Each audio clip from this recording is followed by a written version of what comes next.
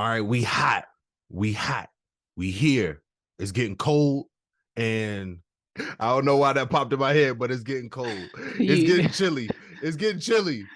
We are October 3, and we just gonna get into it. But first, we're gonna do some housekeeping.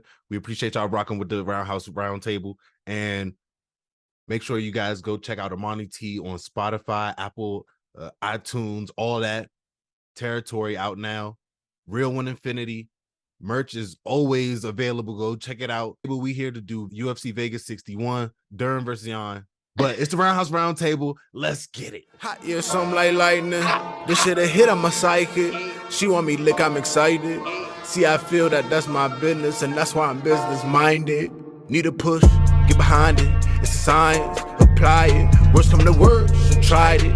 Get it bad, get inspired. Shoot your shot, just the effort. I admire. Get high, it ain't looking for friends at this point. Oh my God, my circle is smaller than the point. I'd rather sit in voice than hearing the fake on their voice. We gonna do it how we always do it. You know, it's me, Armanni T. We got B in the building, and we're gonna get into the no cap recap. UFC Vegas 61. First, Guido Canetti versus Randy Costa. This was a good fight because it showed that like age ain't nothing but a number. If you can get it done fast, it ain't nothing but a number. If you can get not even just that, sometimes it'd be like you got the train where he's just he's up in age and he's the durable kind. Mm-hmm. So he just stays in there with you and wears you down. Yeah. But Randy Costa seemed like he's just been going through some trials right now because it seems like he's kind of leveling out to his competition level. Or trying to lean into his striking and not really commit to his grappling. That's what it kind of seems like from Randy Costa, but Guido Canetti came out there and did exactly what he was supposed to do. Rear naked choke too. With no hooks. No hooks. So that was a wrestling ass rear naked choke. Yeah. He sunk it in there. He got it done. I was super excited to see that. One, it was a quick fight. I'm always excited about that. But the dog took this. And I can always appreciate, because I'm an underdog better, when the underdog can come through. And the dogs took the prelims, except for one. But the dogs took the prelims, and I thought that was awesome. And he got a performance of the night. And I solely think it was because he was a dog. He went after it. Randy Costa wanted to stand back and try to get points, but it was not going like that. Mm-hmm. We're going to stand back and get points next. Chelsea Chandler versus Julia Stolyanko. used to be stole your elbow. But Chandler, she stole this show. Chelsea Chandler got the W via TKO. It seemed like she was just overwhelming. And it was her debut. It was one of those things where she wasn't going to be denied. And she wasn't about to risk it on the ground. Ooh, I like that. I've been watching a lot of fights recently, and I noticed that some fighters give other fighters a lot of time to recuperate and just, give time to think about what they're going to do instead of overwhelming them. You have a high percentage rate if you're overwhelming that you're going to win. You just got to be mindful of the counter. There's a lot of fighters who lost their fight because they wasn't swarming when they need to. They wasn't aggressive when they need to. And they just sat back and wait and gave them an opportunity to, go on the defense and be the counter rather than, initiate. Just some food for thought. That sounds like where being patient and your gas and maintaining your gas tank contradict each other, or where they butt heads, because that is your lifeline, your gas tank. And people don't want to risk that. So it's just like overall, we could just go ahead and put all that in the category of not wanting to take risks. You're not willing to bet on yourself that you got 5 punches in you and you could land 3 of them. So it's just that belief system. But Chelsea Chandler had that belief system and kept going. That's the good part about it. And it's just like, now that was a big W, low key. We can't really just underestimate this W right here. Julia Stolyanko ain't somebody to just sleep on. So I want to see who Chelsea Chandler is going to fight next. Wasn't this a catch weight? This was a catch weight. Yeah, yep. This was a catch weight too. So, there was a size difference. Yes, so it was. We have to acknowledge that. And as you can see, it plays a factor. Yes, it does. Yeah, but I noticed the huge difference when they were standing next to each other, when they was engaging with each other. I'm like, there's a huge size difference going on here, but don't let them get on top of you. Yep. You just got to initiate, get up out of there. But you got to be willing to take chances. Absolutely. Yeah. Speaking of take chances, Brennan Allen versus Jocko. And Brennan Allen came through with the W, rear naked choke. His jiu-jitsu came into play. And I think that he was supposed to get this W. This was supposed to be a good little layup for him. Like other people may have saw it as a hard matchup, especially with the ground game. Like Jocko has very okay wrestling, but his jiu-jitsu is questionable. We're not gonna sleep on Brennan Allen's fresh braids when he came out with the fresh braids. Yep, them things was super fresh. I was like, dang, he didn't even stay in the fight long enough for him to get sweaty and unraveled. They still look good. You know, shouts out to you, Brennan Allen, and whoever your braider was, because they hooked you up. And you looked great in your interview, even though you put that big old thing on your head. But them things was fresh. Them things was clean. You funny as hell. They was the fresh bread. They was fresh. That made me weak. Shout out Brennan Allen on the W. We want to see what you do next in the middleweight, like because we know the jiu-jitsu is good. The hands were looking good. So that's why I was just thinking like you were supposed to get this first round. Next, Joaquin Silva versus Jesse Ronson. And Silva came through with the W. TKO via flying knee. Good lord. That flying knee, I can still hear it. I can still hear the echo. It sounded very hollow. It sounded bad. It was weird. It did, but Silva got stumped. He got dropped a couple times, but you know, that just showed he might have that championship chin.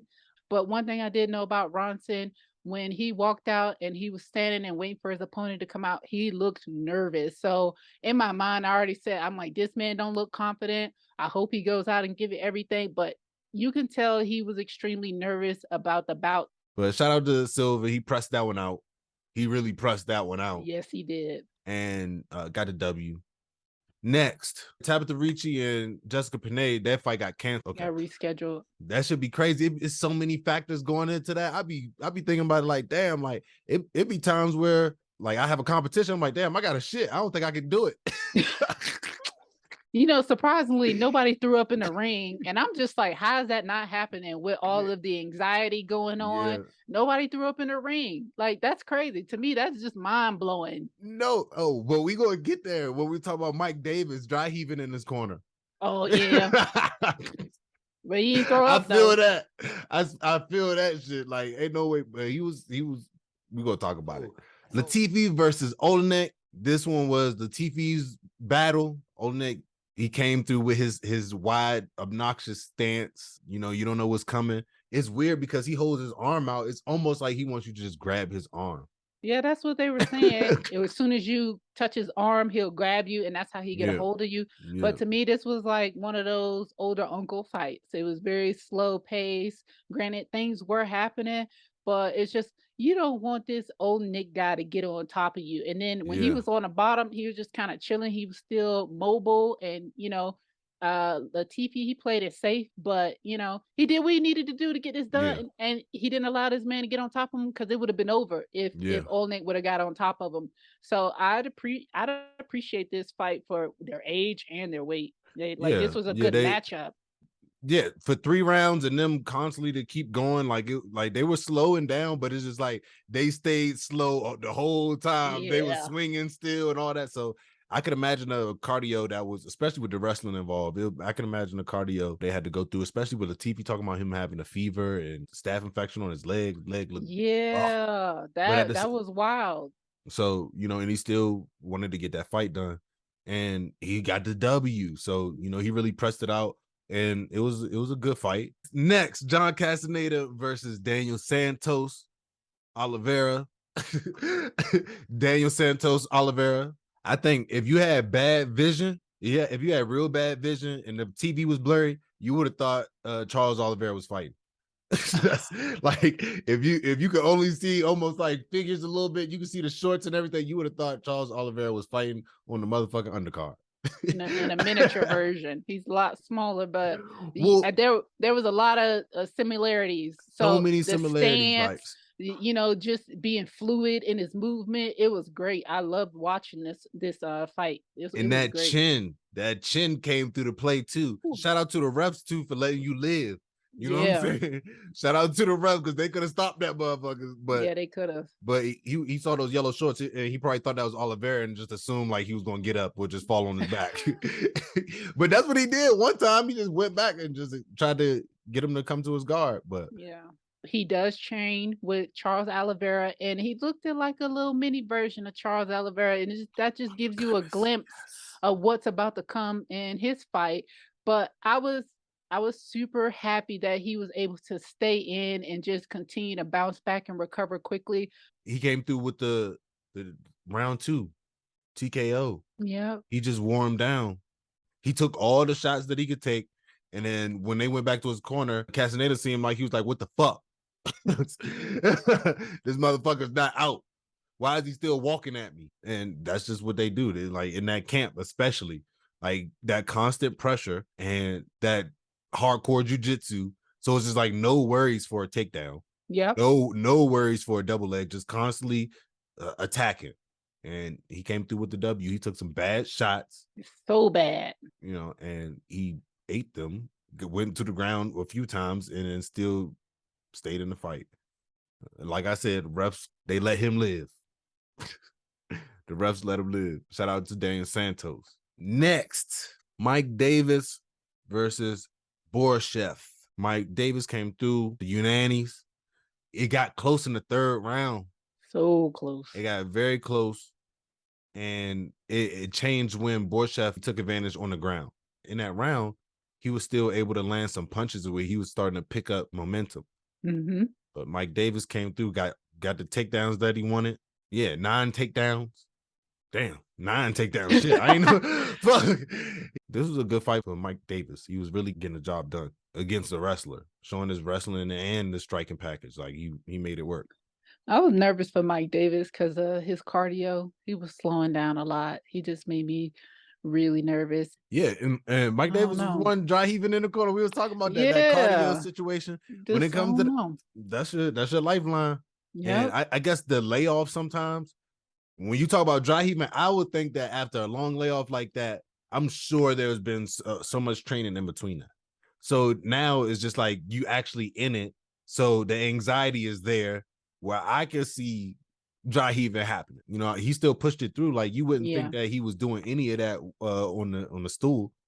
Yeah, because he didn't do that when the matches was happening live. Yep. He just only did it on a stool. So I think that in that sense, I'd be okay with it. Dry heave all you want, but once you get back out here, it's go time. And he took that mentality in there with it. So facts. Next, Sadiq Youssef versus Don Shanis. Shout out to Sadiq Youssef and the whole DMV. The whole fucking creek. All right. My man, they don't know what I'm talking about, but you know what I'm talking about. But hey, shout out to Super Sadiq Youssef on getting it done. And he said, you know, I'm ranked. Did y'all forget? And y'all just gonna put me in here? Okay, bet. Say less. And he really got it done. He also talked about his fights getting rescheduled a couple times. So he had to make a statement and not let those training camps go to waste. And I don't think he did that. He came out there and got it done in 30 seconds. 30 seconds. Guillotine choke. And he wrapped his body around there so fast. I was like, it's over. So I'm happy he was able to get it done that fast. It sucks that, you know, he hasn't been having consistent fights and they're been getting rescheduled, but he did not let that go in vain. And I think he should have got a bonus off of this. I don't think he did because he was a favorite, but I don't know. There was 1 or 2 favorites in the prelims that got it too, but I think this deserved a bonus the way he just did that. So it was so elite. It's kind of backhanded for real. Yeah. Like, you know, it's really backhanded. You know, you get somebody in a position where they got to take a fight now because you offered them already these certain fights. And it's like, come on. Okay, I'll take this one. Like, because I think there's a certain amount of fights that Dana has to offer them a year, you know, and if they don't take those fights, then, you know, they could just not fight. Yeah. So I think that's kind of messed up, especially like for Sadiq, you know. And I'm sure it's a reason because motherfuckers don't want to fight him. And, you know, and Korean Zombie, you know, he wants that fight, but we're gonna see if they can make that happen for sure. Like, that's on the borderline pay-per-view. That's borderline pay-per-view, you know. Or the co-main event. Or co-main event pay-per-view. Or even the Apex main event. It's definitely an Apex main event situation, but it's just like when. You know, and he just finished his fight so fast. I think he should double up. They should, you know, put somebody in a position just like they put him in a position and make him fight. You know, that's fair. He finished at 30 seconds. He said, "Feed me." He didn't even sweat. Feed me. Like, damn. Next, we got Barcelos versus Trevin Jones. Speaking of somebody worried about getting hurt, Trevin Jones was like, he was in danger and still in danger. I feel like when you are in those situations, the worst thing you can do is be worried, you know, to the point where you're showing that with your body language. You know, he's throwing punches, trying to land. Barcelos is just watching everything and just, you know, about to finish him. But Trevin Jones kept his distance where he couldn't get close to him. And Barcelos had to get the, you know, decision. This was a very unfortunate fight. I didn't like it. Trevor Jones talked about how they don't really talk about counters, but it seems like that's the way he trains. It's just based off counters. He's not really the one on offense, which it showed in his game. He was very standoffish and worried about being knocked out, but he threw all of 15 total strikes. That's disturbing. And I was saying, Trevor Jones, you may not have a job after this fight because you look like you didn't belong. And if you're that nervous, either switch gyms or up your training. I'm not really sure. Get a mental coach to help you with your confidence. Not sure, but you got to do something. Yeah, I think, you know, counter striking. It does make sense. It does make sense, like how it's not as, you know, recognized, but you know, it still is. Those points still count. You know, if you touch, they count. You know, but at the same time, it's just like, if that is not a fighting style, as be submissive and wait for people to attack you. That's not a fighting style. So like, as much as you want it to be a fighting style, that's not fight. Fight is not on your heels and accept whatever's coming in no form, way, shape, or form. That's fighting. So that's not going to be any type of value points into the game for you. So it's just like, you have to get with it. You have hands, you have strength. So now it's just about putting those things together while you're moving forward. And like you said, that fight would, as if I was a coach, I would not be able to sleep that night unless I have multiple other fighters in the UFC. That would make me think that, like, I don't think my fighter wants to fight. I think my fighter wants to chat, but I don't think my fighter wants to fight. I think my fighter has hands when people throwing hands at him in the gym, because you're the UFC guy. So everybody's going to be on your ass. And then when you get in an actual fight where somebody's being an actual dance partner, now you're not used to that because they touching you more than you like to be touched. And they're bypassing those 1-2 counter strikes, the one counter strike that come. Barcelos was following up with everything. Yep. So when he'll come through with a body kick and extend himself too far and then come right back with like a roundhouse.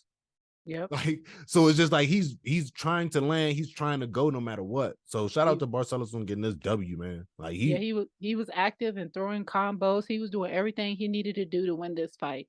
So if somebody's gonna be food, then eat. And that's what Barcelos did. Trevin Jones chose to be food and Barcelos ate. Yep. You know. Next, Randy the Rude Boy Brown no versus Francisco Trinaldo.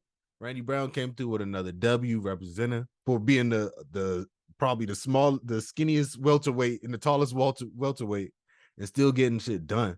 Trinaldo is a beast. He was landing, he was touching. You know, Trinaldo went through those levels of like, all right, we be impatient, and then when Randy started touching him more, he turned up more, and Randy was still able to handle that, maintain that. One thing I will say about Randy Brown, in the first round, he got a knockdown from Francisco Trinaldo, like complete knockdown. He went down. Back to the cage. Yep, Randy Brown did not capitalize on that. So I do wonder what would have happened. Like, I'm sure you could have got a TKO in the first round, but also what it was second round where he completely grabbed the cage to prevent the takedown. And, you know, Trinaldo still got the takedown. You need that killer instinct if you don't already have it, because that was the time to pounce on Trinaldo, in my opinion. But granted, I wasn't in there and you might have saw something different, but it was a good 3 seconds. Y'all locked eyes on each other and nothing happened. I think it's one of those things where he came right to that cliff of confidence right there. because it's like it seemed like he's so confident in himself. He probably knew that was a knockdown, and he was surprised that Trinaldo just got right back up. That's right on. Like, you get that extra check for that walk off.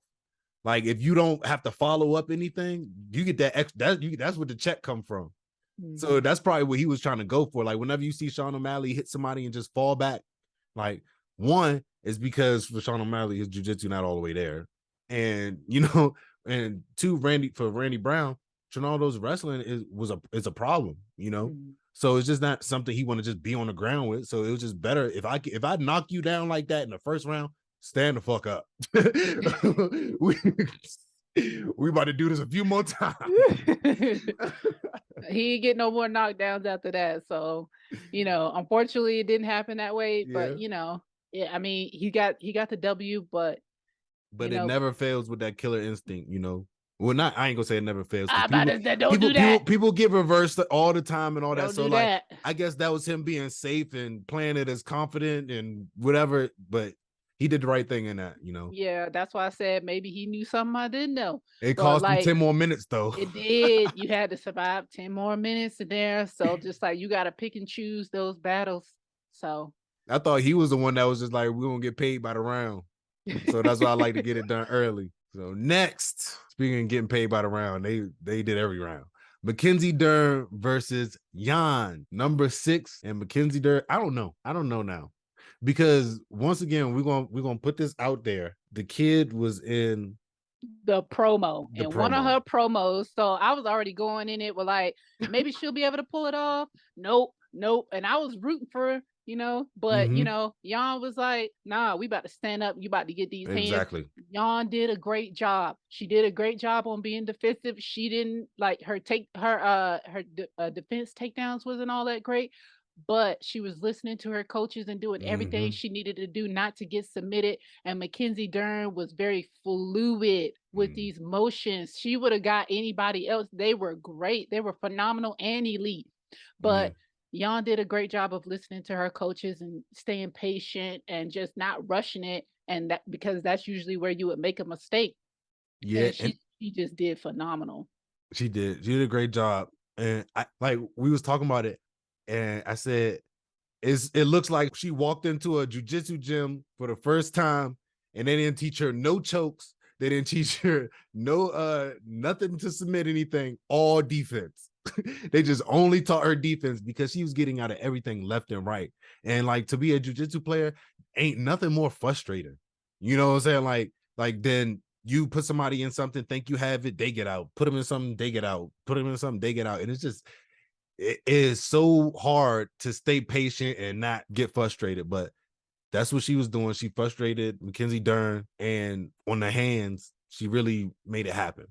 Mackenzie showed her chin though.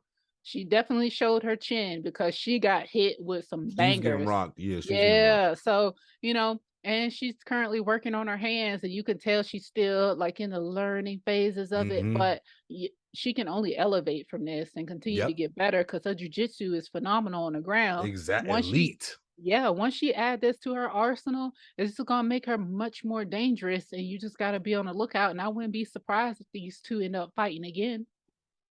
Yeah, especially number 6. But Mackenzie Dern has to get there, and she has to put those things together. And I think that once she does, I think she'll be good competition. But at the same time, those women in the strawweight is not playing. Those hands that Mackenzie Dern was receiving, they would have been more hands. Like, if you go up past that 5 level, like with Rose, and those hands and feet, those things are knocking motherfuckers out. They're not just touching. They are, but like with Rose, she's gonna avoid the takedown, so you can just keep going at her because she don't got no ground game.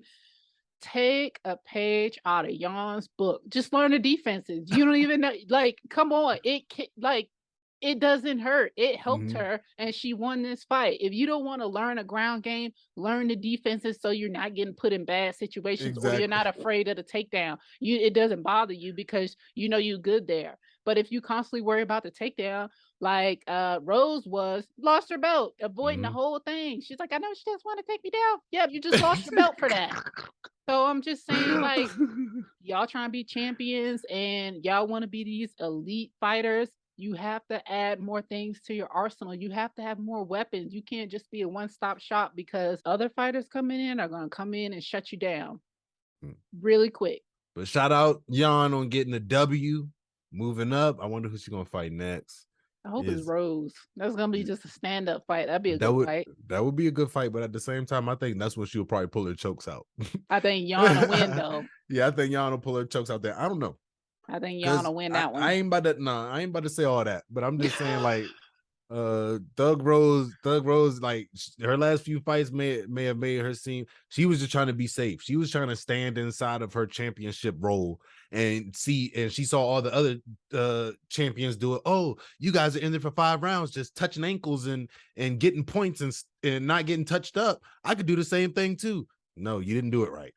Nope. You did not do it right. You have to actually be in the fight and do something. Yep. You see, they ain't running back. No, they of course not right now. Not right now. Not right now. Oh yeah. Oh, because she's gonna get married. Yeah, she got married 5 days later. Side note. Oh, just to say that was no cap recap. UFC Vegas 61. Bellator went off this past weekend. If y'all did not know, AJ McKee came through with the W on the overweight Spike Carlisle. Came in overweight. I don't know. It seemed like they just kind of like threw this dude at McKee. I don't know. Maybe. And Patricio Pitbull got the W again. So I don't know why they didn't immediately run that right back. I think that AJ McKee needed, run that back with Pitbull again. It's going to be W City. Especially because McKee got it first round. Speaking of run that back, if you want to talk about Bo Nickel real quick, who didn't get hit in none of his fights for the Contender Series, his 2 fights. Yeah, Donovan Beard, why you talk all that shit, bro? Why did you talk all that shit, bro? Like you could have just come in there, just be humble, bro. Just be humble, please. It's a clear separation from knowing your capabilities and talking shit. You know what I'm saying? So when you separated that. Yeah. You know what he did. But Bo Nickel, he even gonna be on the motherfucking game. That's how much Dana believing in him. That's crazy. That's crazy. He got signed and he on the game immediately. Him and that 17-year-old. But like y'all can't put the champions up there. Y'all can't put the champions, your other fighters, the streak winning fighters. No, exactly. None of that. He don't want to give nobody no extra little change. No, they still fighting for trying to get when they have to wear the shoes, even when they sell the merch, the fighters don't get none of that. And so they sick about that. And I don't blame them. I'm just saying Bellator starting to, just not even every year, just every few months, they just doing a little bit more. And it's just like the more that UFC tries to stay like a straight up corporation and do it this way, like Bellator's just right there on their heels, and they just trying to sign. They doing the wildest moves, signing the Rock with the shoes and all that stuff. Y'all okay? If y'all think that's a setup to something bigger, all right. But at the same time, not seeing it because the fighters are being like segued out, unless all these things are just being used so they could be able to ultimately pay the fighters more. That should be the ultimate goal. If that's not the ultimate goal, then y'all fucking up. Yeah, but like merch, like that's usually a huge revenue. Like in the music industry, your merch sales, it's way bigger than you get off of when you sell your CDs. Unfortunately. Yep. So to me, it's just kind of the same thing in this sense. Yes, you get a paycheck for a fight, but if I'm a popular fighter and people are constantly buying my shorts, my gloves, my anything with my name on it, I need to be getting a cut of that. And so y'all can act like this is not like Starbucks, for instance, like they're constantly being unionized at this point because the employees got tired of being taken advantage of. So as much as you want to fight and not treat your employees right, it's not going to last very long. Like, yeah, you could last up until now, but people are starting to catch on and know their worth.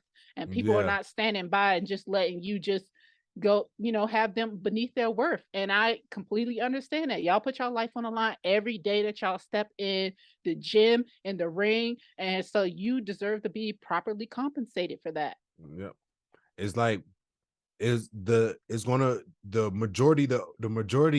the overwhelming majority is going to begin to be the people who's not being helped, like Joe Pfeiffer's and all the Joe Pipers or whatever his name is. Being helped. He got a spot from Dana and money on the side. Yeah, but what I'm saying is like those are ones and twosies, those people that he helped compared to the rest of the UFC that's like, saying the same thing.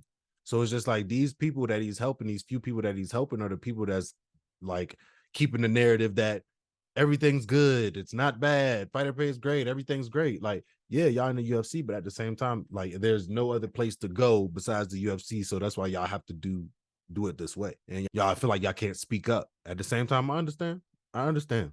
But there are other places that are elevating and they're paying their people, but that depends on how much you want to compete. Yep. So, use your stepping stone. Exactly. Use it as such. Don't just let that consume you and think that that's all you're worth. No, know your worth and go out there and find somebody who's going to pay you your worth. Exactly. Next. Oh, that was it. Look at you. All right. Next. All right. Well, I appreciate y'all rocking with us. Thank you, B. I appreciate you. And this is another show. Go tune in with us on Spotify, iTunes, Apple Music, Apple Podcasts, everything that you could think of. Just go pull up on us. We appreciate it. Twitter, Facebook, Instagram, all that. That's why I use the heat as a sword. Cause keep the peace as a boy. Big old keys for you. Say please. That's one, please. Don't need. No one, that's two, please. Don't leave. That's 3, 4. If you do.